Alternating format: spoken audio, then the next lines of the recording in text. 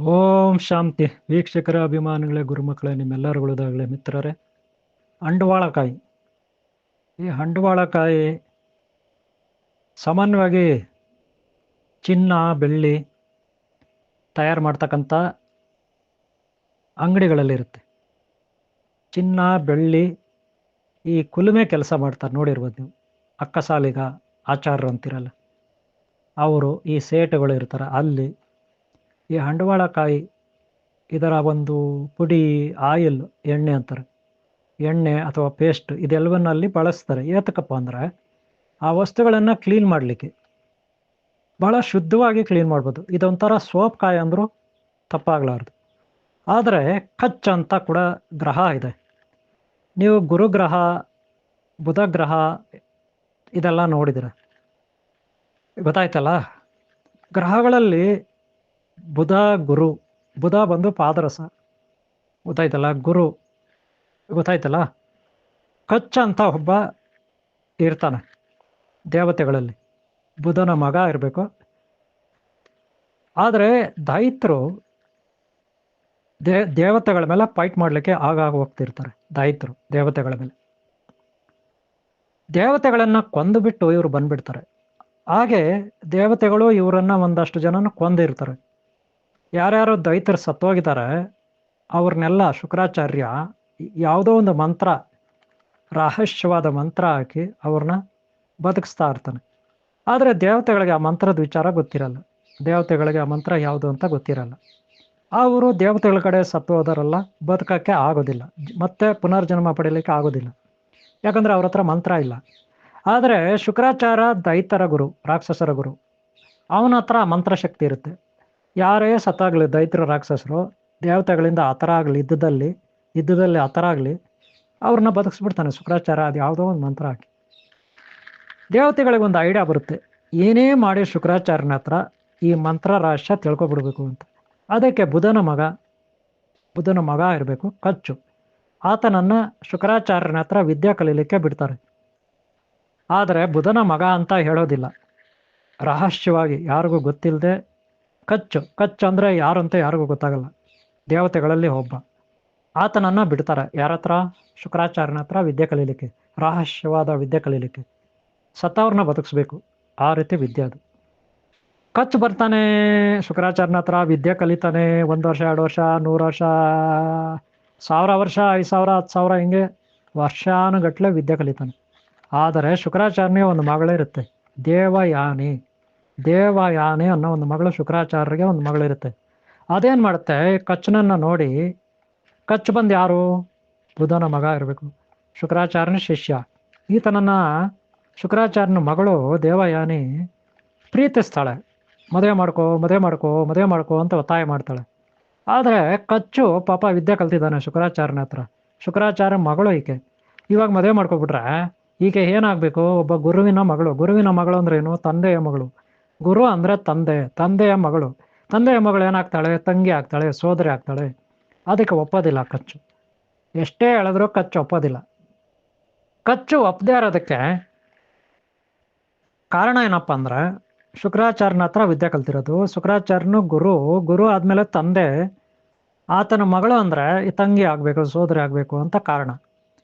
ಆದರೆ ದೇವಯಾನಿ ತುಂಬ ಇಷ್ಟಪಟ್ಟು ಮದುವೆ ಮಾಡ್ಕೊಂತ ಹಠ ಮಾಡ್ತಾಳೆ. ಹಾಗೆ ಶುಕ್ರಾಚಾರ್ಯರಿಗೂ ಹೇಳ್ತಾಳೆ, ನನಗೆ ಮದುವೆ ಮಾಡಿಸು ನಿಮ್ಮ ಶಿಷ್ಯನನ್ನು ಅಂತ. ಶುಕ್ರಾಚಾರ್ಯನೂ ಒತ್ತಾಯ ಮಾಡ್ತಾನೆ, ಆದರೆ ಕೇಳೋದಿಲ್ಲ ಕಚ್ಚು. ಆವಾಗ ಶುಕ್ರಾಚಾರ್ಯನಿಗೆ ಕೋಪ ಬರುತ್ತೆ, ತುಂಬ ಕೋಪ ಬರುತ್ತೆ. ಕೋಪ ಬಂದು ಶಾಪ ಕೊಟ್ಬಿಡ್ತಾನೆ, ನಾನೇನು ವಿದ್ಯೆ ನಿನಗೆ ಕಲಿಸಿದ್ದೀನಿ ಆ ವಿದ್ಯೆ ನಿನಗೆ ಪ್ರಯೋಜನಕ್ಕೆ ಬರದೇ ಆಗಲಿ ಅಂತ. ಈ ರೀತಿ ಶಾಪ ಕೊಟ್ಬಿಡ್ತಾನೆ. ಈ ರೀತಿ ನಿಷ್ಪ್ರಯೋಜನ ಆಗುತ್ತೆ. ಆಮೇಲೆ ಪಾಪ ಕಚ್ಚ ಅಲ್ಲಿಂದ ಬರೀ ಕೈಯಲ್ಲಿ ವಾಪಸ್ ಹೋಗ್ತಾನೆ. ಈ ಥರ ಪರಿಸ್ಥಿತಿ ಬರುತ್ತೆ. ಈಗ ಗೊತ್ತಾಯ್ತಲ್ಲ. ನಾನು ಯಾಕೆ ಹೇಳಿದೆ ಈ ವಿಷಯ ಅಂದರೆ, ಪ್ರತಿಯೊಬ್ಬರು ಏನಾದರೂ ಒಂದು ವಿದ್ಯೆಗಳನ್ನು ಕಲಿತಾರೆ, ಆದರೆ ಅವರಲ್ಲಿ ಅಂಧಕಾರ ಅಜ್ಞಾನ ಇರುತ್ತೆ. ಕೆಲವು ಸಾರಿ ಒಳ್ಳೆಯದೇ ಇರುತ್ತೆ. ಈಗ ದೇವಯಾನಿ ಹೇಳಿದ್ದೇನು? ಮದುವೆ ಮಾಡ್ಕೊಳ್ಬೇಕಂತ, ಅದರಲ್ಲಿ ತಪ್ಪೇನಿಲ್ಲ. ಮಗ ಏನು ಹೇಳ್ತಾನೆ? ಕಚ್ಚನ ಹೇಳ್ತಾನೆ, ನಾನು ಮಾಡ್ಕೊಳ್ಳಲ್ಲ, ನೀನು ಗುರುಮಗಳಾದರೆ ನನಗೆ ತಂಗಿ ಆಗಬೇಕು ಅಂತಾನೆ. ಅದೂ ತಪ್ಪಲ್ಲ. ಈ ಕಡೆ ಈಕೆ ಹೇಳೋದು ತಪ್ಪಲ್ಲ, ಆ ಕಡೆ ಅವನು ಹೇಳೋದು ತಪ್ಪಲ್ಲ. ಆದರೆ ಶುಕ್ರಾಚಾರ್ಯರ ಪಾಪ ತಂದೆ ಆದವನು, ಮಗಳು ಏನೋ ಒಂದು ಕೇಳಿದ್ಲಲ್ಲ ಅಂತ, ನಾನು ಕೊಳ್ಳಿಲ್ವಲ್ಲ ಅಂತ ಕೋಪ, ಬೇಜಾರು. ಅದಕ್ಕೆ ಆತ ಶವ. ಇಲ್ಲಿ ಕೂಡ ತಪ್ಪಿಲ್ಲ, ಇದು ಧರ್ಮ ಸಂಕಟ. ಒಟ್ಟಿನಲ್ಲಿ ನಮ್ಮಲ್ಲಿ ಅಂಧಕಾರ ಅಜ್ಞಾನಗಳು ಇವೆಲ್ಲ ಇರ್ತವೆ. ಒಂದು ರಹಸ್ಯವಾದ ವಿದ್ಯೆ ಕಲೀಲಿಕ್ಕೆ ಏನೆಲ್ಲ ಬೇಕು ಅದನ್ನು ನಾವು ಕಷ್ಟಪಡಬೇಕಾಗುತ್ತೆ. ಹಾಗೆ ಗುರು ತಾರಾಮತ ಗುರುದೇವ್, ಹಾಗೆ ಸರಸ್ವತಿ, ಹಾಗೆ ಸಿದ್ಧಿ ಬುದ್ಧಿ ವಿದ್ಯಾ ಮಹಾಗಣಾಧಿಪತಿ, ಇವರೆಲ್ಲ ನಮಗೆ ಜ್ಞಾನ ಕೊಡ್ತಕ್ಕಂಥವ್ರು, ವಿದ್ಯೆ ಕೊಡ್ತಕ್ಕಂಥವ್ರು, ನಮ್ಮಲ್ಲಿರುವ ಅಜ್ಞಾನ ಅಂಧಕಾರಗಳನ್ನು ಓಡಿಸ್ತಕ್ಕಂಥವ್ರು. ಆದರೆ ಇವರ ಶಕ್ತಿ ಗಿಡ ಮರ ಬಳ್ಳಿ ಬೆಟ್ಟ ಗುಡ್ಡ ಗ್ರಹ ತಾರೆಗಳಲ್ಲಿ ಇರುತ್ತೆ ಇವರ ಶಕ್ತಿ. ಹಾಗೆ ಈ ಕಾಯಿ ಇದೆ, ಹಂಡವಾಳ ಕಾಯಿ.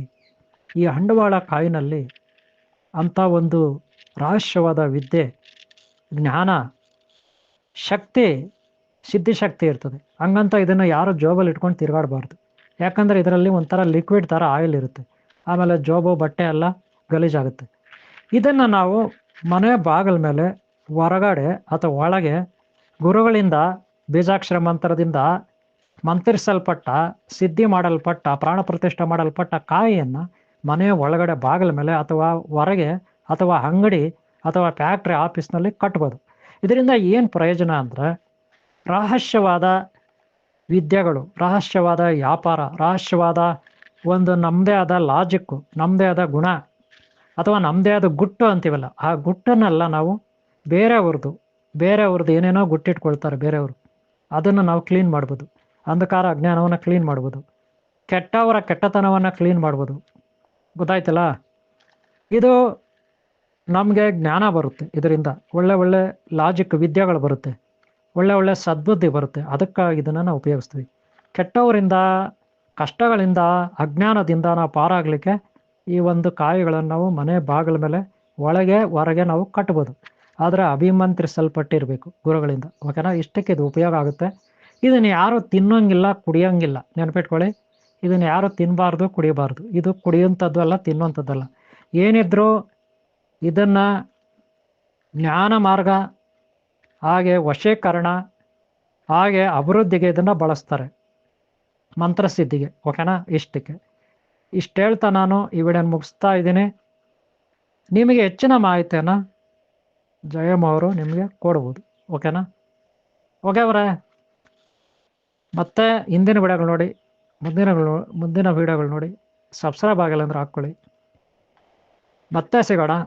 ನಿಮ್ಗೆ ಒಳ್ಳೆಯದಾಗಲಿ, ನಿಮಗೆ ಹೆಚ್ಚಿನ ಮಾಹಿತಿ ಸಿಗುತ್ತೆ. ಓಕೆ, ಇದಕ್ಕೆ ನಾನು ನಿಮಗೆ ಒಂದು ಬೀಜಾಕ್ಷರ ಮಂತ್ರ ಕೊಡ್ತೀನಿ. ಸ್ಕ್ರೀನ್ ಮೇಲೆ ನಾನು ಇದಕ್ಕೆ ಬೀಜಾಕ್ಷರ ಮಂತ್ರ ಕೊಟ್ಟಿರ್ತೀನಿ. ಈ ಬೀಜಾಕ್ಷರ ಮಂತ್ರವನ್ನು ನೀವು ಪ್ರತಿ ಬುಧವಾರ ನೆನ್ಪಿಟ್ಕೊಳ್ಳಿ, ಬುಧವಾರ ಏನಾದರೂ ನೈವೇದ್ಯ ಮಾಡಬೇಕು, ಪಾಯಸ, ಸ್ವೀಟ್ಸ್ ಏನಾದರೂ. ಬುಧಗ್ರಹ ಓಂ ಶ್ರೀ ಸಿದ್ಧಿ ಬುದ್ಧಿ ಧೂಮ್ರಕೇತು ಕಲ್ಗೆ ಚಿಂತಾರು ವಿದ್ಯಾ ಮಹಾಗಣಾಧಿಪತಿ, ಹಾಗೆ ಬ್ರಾಹ್ಮಿ ದೇವಿ ಬ್ರಹ್ಮಾಜಿ, ಹಾಗೆ ತಾರಾಮತ ಗುರುದೇವ್ ಅಂದರೆ ಬೃಹಸ್ಪತಿ, ಅಥವಾ ವಿಶ್ವಕರ್ಮ ಅಥವಾ ದಕ್ಷಿಣಾಮೂರ್ತಿ ಗುರುಗಳು, ಒಟ್ಟಿನಲ್ಲಿ ಅಥವಾ ನಿಮ್ಮದೇ ಆದ ಯಾವುದೋ ಗುರುಗಳು ಫೋಟೋನ ಇಟ್ಕೊಂಡು ಈ ಬೀಜಾಕ್ಷರ ಮಂತ್ರವನ್ನು ನೀವು ಜಪಿಸ್ಬೋದು. ನಾನು ಸ್ಕ್ರೀನ್ ಮೇಲೆ ನಿಮಗೆ ಬೀಜಾಕ್ಷರ ಮಂತ್ರ ಕೊಟ್ಟಿದ್ದೀನಿ. ಇದರಿಂದ ನಿಮ್ಗೆ ಒಳ್ಳೆಯದಾಗಲಿ. ಈ ವಸ್ತುವನ್ನು ನಾವು ಪಾತ್ರೆಗಳು ಕ್ಲೀನ್ ಮಾಡಲಿಕ್ಕೆ ಮನೆಯಲ್ಲಿ ಉಪಯೋಗಿಸ್ತೀವಿ. ಏನೇ ವಸ್ತುಗಳು, ಪಾತ್ರೆಗಳು, ಅದು ಇದು, ಹಾಗೆ ದೇವರ ಮನೆಯಲ್ಲಿರ್ತಕ್ಕಂಥ ದೇವರ ಮೂರ್ತಿಗಳು, ತಟ್ಟೆಗಳು ಕ್ಲೀನ್ ಮಾಡಲಿಕ್ಕೆ ಉಪಯೋಗಿಸ್ತೀವಿ. ಹಾಗೆ ಇದನ್ನು ಅಂಗಡಿನಲ್ಲಿ, ಗ್ರಂಥಿಗೆ ಅಂಗಡಿ, ಇದು ಬಂಗಾರದ ಅಂಗಡಿಗಳಲ್ಲಿ ಅಲ್ಲಿ ಕ್ಲೀನ್ ಮಾಡಲಿಕ್ಕೆ ಇದನ್ನು ಉಪಯೋಗಿಸ್ತಾರೆ. ಕ್ಲೀನಿಂಗಾಗಿ ಇದನ್ನು ಬಳಸ್ತಾರೆ. ಓಕೆನಾ? ನೆನಪಿಟ್ಕೊಳ್ಳಿ, ಯಾರು ತಿನ್ನಬಾರ್ದು, ಕುಡಿಬಾರ್ದು ಇದನ್ನು. ಇಷ್ಟು. ಇನ್ನು ವಶೀಕರಣಕ್ಕೆ, ಅಜ್ಞಾನ ಅಂಧಕಾರಕ್ಕೆ, ವಿದ್ಯೆಗೆ ಕಾಯಿಯನ್ನು ನಾವು ಬಾಗಿಲ ಮೇಲೆ ಅಲ್ಲಿ ಕಟ್ಕೋಬೋದು. ಓಕೆನಾ? ಇಷ್ಟು ಹೇಳ್ತಾ ವಿಡಿಯೋ ಮುಗಿಸ್ತಾ ಇದ್ದೀನಿ. ನಿಮ್ಗೆ ಒಳ್ಳೆಯದಾಗಲಿ. ಬೀಜಾಕ್ಷರ ಮಂತ್ರವನ್ನು ಪ್ರತಿದಿನ ಬೆಳಗ್ಗೆಯಿಂದ ಸಂಜೆವರೆಗೂ 5 ಸಾರಿ ನೀವು ಕೂತ್ಕೋಬೇಕು. 1 ಸಾರಿ ಕೂತ್ಕೊಂಡ್ರೆ 10 ನಿಮಿಷ ಹೇಳ್ಕೋಬೇಕು. ಈ ಬೀಜಾಕ್ಷರ ಮಂತ್ರವನ್ನು 1 ಸಾರಿ ನೀವು ಕೂತ್ಕೊಂಡ್ರೆ 10 ನಿಮಿಷ ಕೂತ್ಕೋಬೇಕು. 10 ನಿಮಿಷ ಕೂತ್ಕೊಂಡು 250 ಸಾರಿ ಹೇಳ್ಕೋಬೇಕಾಗುತ್ತೆ. 250 ಸಾರಿ ಹೇಳ್ಕೊಂಡು ಅನಂತರ ಪ್ರತಿ ಸಾರಿ 250 ಆದರೆ 5 ಸಾರಿಗೆ ಎಷ್ಟಾಯಿತು? 1000 ಚಿಲ್ಲರೆ ಆಯಿತು. ಅಂದರೆ ಒಂದು ದಿನಕ್ಕೆ 1000 ಸಾರಿ ಆಯಿತು. ಈ ರೀತಿ 21 ಸಾರಿ ಮಾಡ್ಕೋಬೇಕು. 21 ಸಾರಿ ನೀವು ಮಾಡಿದ್ರೆ ವ್ರತ ಕಂಪ್ಲೀಟ್ ಆಗುತ್ತೆ. ಆಮೇಲೆ ನೀವು ಈ ಕಾಯಿಯನ್ನು ಯಾರಾದರೂ ನಿಮ್ಮಲ್ಲಿ ಬಂದಾಗ, ಭಕ್ತರು ಬಂದಾಗ ನಿಮ್ಮಲ್ಲಿ, ಅವರಿಗೆ ಈ ಕಾಯಿಯನ್ನು 108 ಸಾರಿ ಅಭಿಮಂತ್ರಿಸಿ, ಹಣೆ ಮೇಲೆ ಇಟ್ಕೊಂಡು ಅಭಿಮಂತ್ರಿಸಿ ಅವ್ರಿಗೆ ಈ ಕಾಯಿನ ಕೊಡುವಾಗ ಯೆಲ್ಲೋ ಕಲರ್ ಬಟ್ಟೆನಲ್ಲಿ ನೀಟಾಗಿ ಸುತ್ತಿ, ಯೆಲ್ಲೋ ಕಲರ್ ದಾರದಲ್ಲಿ ಸುತ್ತಿ ನೀಟಾಗಿ ಒಳ್ಳೆ ಪ್ಯಾಕ್ ಮಾಡಿ ಅವರಿಗೆ ಕೊಡಬೇಕು. ಅವರು ಮನೆ ಬಾಗಿಲ ಮೇಲೆ ಅವ್ರು ಕಟ್ಕೊಳ್ತಾರೆ, ಅಥವಾ ಅಂಗಡಿ ಹೋಟೆಲ್ ಇನ್ನೆಲ್ಲ ಕಟ್ಕೋತಾರೆ. ಇದರಿಂದ ಅವ್ರಿಗೆ ಜೀವನದಲ್ಲಿ ಬುದ್ಧಿ ಚುರುಕಾಗುತ್ತೆ, ಬ್ರೈನ್ ಚುರುಕಾಗುತ್ತೆ, ಪಾದರಸ್ತರ ಒಳ್ಳೆ ವಿದ್ಯಾವಂತರು ಜ್ಞಾನಿಗಳು ಆಗ್ತಾರೆ. ಅವಾಗ ತಾನಾಗೆ ಮಹಾಲಕ್ಷ್ಮಿ ಒಲಿತಾಳೆ. ಯಾರಿಗೆ ಒಳ್ಳೆ ಬುದ್ಧಿ ಇರುತ್ತೆ, ಒಳ್ಳೆ ಜ್ಞಾನ ಇರುತ್ತೆ, ಆಲೋಚನಾ ಶಕ್ತಿ ಇರುತ್ತೆ, ಅವರಿಗೆ ಎಲ್ಲವೂ ಒಲಿಯುತ್ತೆ. ಸಮಸ್ಯೆಗಳನ್ನು ಫೇಸ್ ಮಾಡ್ಬೋದು, ಬಗೆಹರಿಸ್ಕೊಳ್ಬೋದು ಅಲ್ವಾ? ಹಾಗೆ ಸಂಪಾದನೆ ಮಾಡಿದ ಹಣನ ಹೇಗೆ ರಕ್ಷಣೆ ಮಾಡ್ಕೋಬೇಕು, ಅವ್ರ ಹತ್ರ ಇವ್ರ ಹತ್ರ ಹೇಗೆ ನಾವು ಇರಬೇಕು, ಹೇಗೆ ಮಾತಾಡಬೇಕು, ಎಲ್ಲ ಜ್ಞಾನ ಬರುತ್ತೆ, ಅವರಿಗೆ ಚುರುಕು ಬರುತ್ತೆ. ಹಾಗೆ ರಹಸ್ಯವಾದ ವಿದ್ಯೆಗಳನ್ನು ಅಥವಾ ವ್ಯಾಪಾರದಲ್ಲಿ ರಹಸ್ಯವಾದ ವ್ಯಾಪಾರದ ಒಂದು ಚಾಲಾಕತನ ಅಂತಾರಲ್ಲ, ಅದೆಲ್ಲ ಚಾಣಕ್ಯತನವನ್ನು ಕಲಿಬೋದು ಇದರಿಂದ. ಓಕೆನಾ? ಇಷ್ಟು ಓಕೆ. ಬೀಜಾಕ್ಷರ ಮಂತ್ರವನ್ನು ನೀವು ಪಠನೆ ಮಾಡಿ, ಫಾಲೋ ಮಾಡಿ. ಒಳ್ಳೆಯದಾಗಲಿ, ನಿಮ್ಗೆ ಒಳ್ಳೆಯದಾಗಲಿ, ನಿಮ್ಗೆ ಯಾರು ಇಷ್ಟಪಡ್ತಾ ಅವ್ರಿಗೆ ಒಳ್ಳೆಯದಾಗಲಿ. ಈ ವಿಡಿಯೋ ಎಷ್ಟಾರ ಒಂದು ಲೈಕ್ ಮಾಡಿ. ನಿಮ್ಮ ಪ್ರೋತ್ಸಾಹ ಇದ್ದರೆ ಮತ್ತೆ ನಾನು ಈ ರೀತಿ ವಿಡಿಯೋಗಳನ್ನು ಮಾಡಲಿಕ್ಕೆ ಅನುಕೂಲ ಆಗುತ್ತೆ. ಓಕೆ, ನಿಮ್ಮೆಲ್ಲರಿಗೂ ಒಳ್ಳೆಯದಾಗಲಿ. ಓಂ ಶಾಂತಿ, ಓಂ ಶಾಂತಿ, ಓಂ ಶಾಂತಿ.